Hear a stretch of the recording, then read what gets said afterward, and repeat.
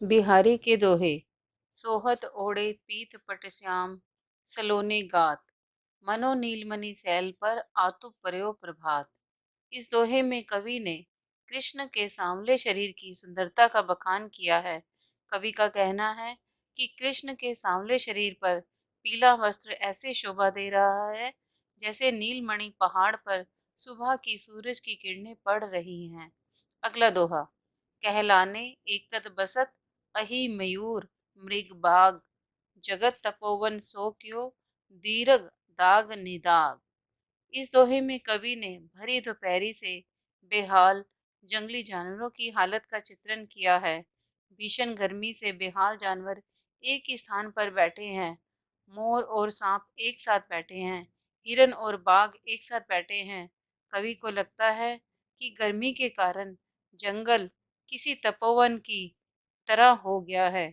जैसे तपोवन में विभिन्न इंसान आपसी द्वेषों को भुलाकर एक साथ बैठते हैं, उसी तरह गर्मी से बेहाल ये पशु भी आपसी द्वेषों को भुलाकर एक साथ बैठे हैं। अब अगला दोहा। बतरस लालच लाल की, मुल्ली धरी लुकाई, सो करे बोहुन हंसे, दैन कहे नट जाई। इस दोहे में कवि ने गोपियों द्वारा कृष्ण की बांसुरी चुराए जाने का वर्णन किया है।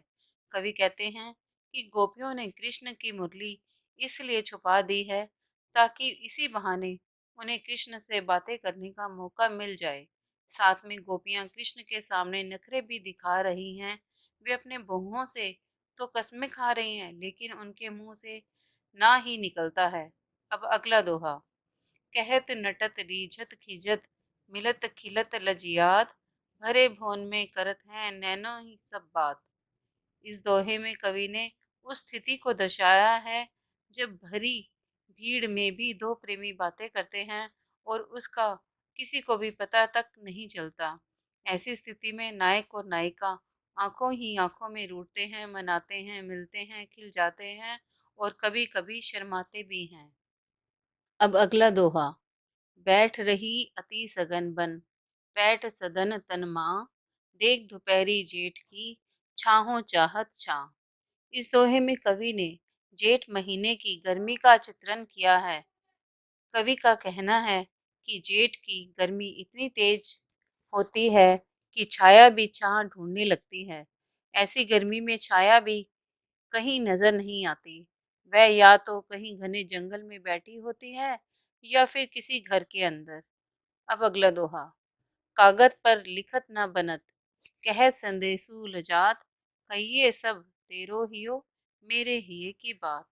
इस दोहे में कवि ने उस नायिका की मन स्थिति का चित्रण किया है जो अपने प्रेमी के लिए संदेश भेजना चाहती है।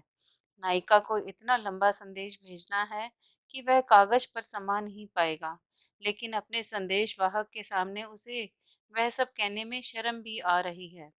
नायिका संदेश वाहक से कहती है कि तुम मेरे अत्यंत करीबी हो, इसलिए अपने दिल से तुम मेरे दिल की बात कह देना। अब अगला दोहा।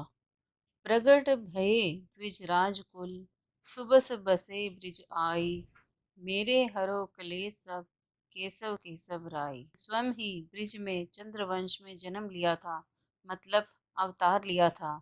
बिहारी के पिता का नाम भी केशव राय था। इसलिए वे कहते हैं कि हे कृष्ण, आप तो मेरे पिता समान हैं, इसलिए मेरे सारे कष्ट को दूर कर दीजिए। अब अगला दोहा। जप माला छापे, तिलक सरे ना एको काम, मन कांचे नाचे वृथा, सांचे राचे राम।